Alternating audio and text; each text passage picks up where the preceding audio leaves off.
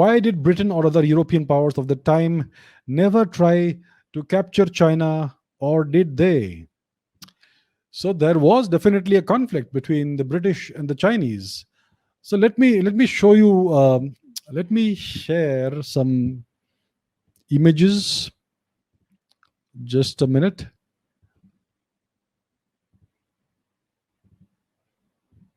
Okay. So this is an image of a British opium warehouse in Patna. Opium financed British rule in India. The British forced Indian farmers to cultivate opium instead of food crops, leading to horrific famines and the deaths of millions, more than 100 million Indians over time. And Queen Victoria was the biggest drug trafficker in history. Forget about Pablo Escobar, forget about anybody else. Queen Victoria was the biggest drug trafficker in history. After creating these artificial famines, these guys, the British, they forced the starving Indians to carry out back-breaking hard labor in return for relief. And the relief consisted of less food than the Nazis provided the inmates of the Buchenwald death camp in the Second World War. That is how British basically killed Indians in enormous numbers. And why am I talking about this? Because this opium that they forced the Indians to cultivate was used in China to extract riches out of China.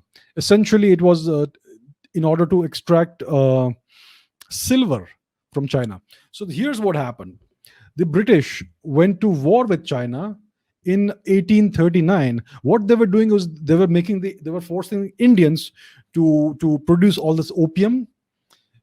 Opium was then exported to China because the opium has some use in Chinese traditional medicine, but the British flooded China with opium, and it created millions of opium addicts in China. So the Chinese emperor, suddenly he realized what's happening. He became alarmed. He banned opium throughout China. He confiscated all the opium that the British had stored in warehouses and all that, and it was all dumped into the ocean. And they even said a prayer to the ocean gods, apologizing for the pollution. So this happened in 1839.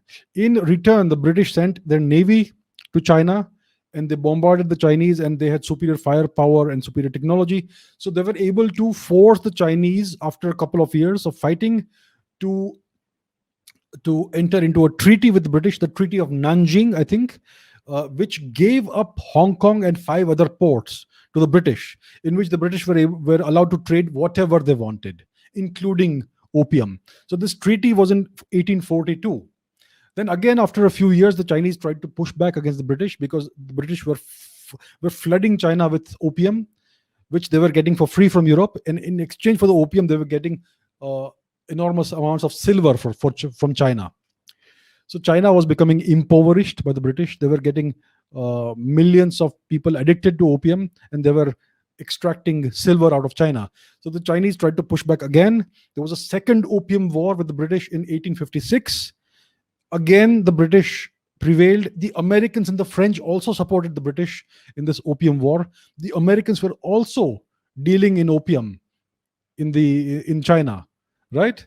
So the British, the Americans, and the French, they were all basically trying to enrich themselves at the expense of China. So the second opium war happened in 1856, I think. The Chinese again lost. There was a new treaty, a more humiliating treaty in 1858, in which 10 more ports were basically given over to the Western powers, mostly the British. In 1859, the British sacked Beijing and plundered the summer palace of the Emperor of China as an act of humiliation of the Chinese. And some of the soldiers, I believe, that the British employed in this activity were Indian soldiers. So China today uses that as a pretext of unfinished business with India. So this was in 1859, the sack of Beijing and the plunder of the summer palace. So there was a revised treaty in 1859 which made opium legal in China.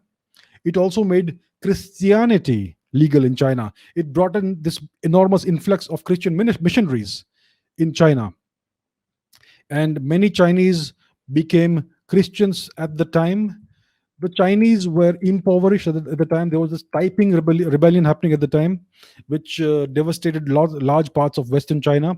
So the Chinese government was in a very poor and very precarious position, very weak position, and the Chinese nation was greatly impoverished. People were starving, and so people became Christian in exchange for food. So this is a record of that.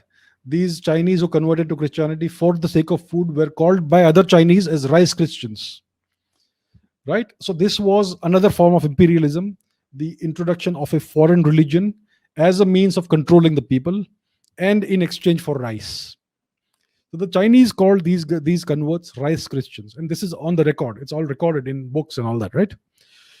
So this is an example of how the British humiliated and subjugated China. Then there was this Boxer Rebellion in 1899, which was a rebellion by Chinese against this imperialism, foreign imperialism. It was also crushed. So the Chinese call this period of 100 years. They call it the century of humiliation of China, and this lasted, according to the Chinese historians, from the time of the first Opium War, 1839, until Mao Zedong reconquered China and consolidated his rule over China. The Chinese Communist Party became the sole hegemonic power in China in 1949, most likely, right?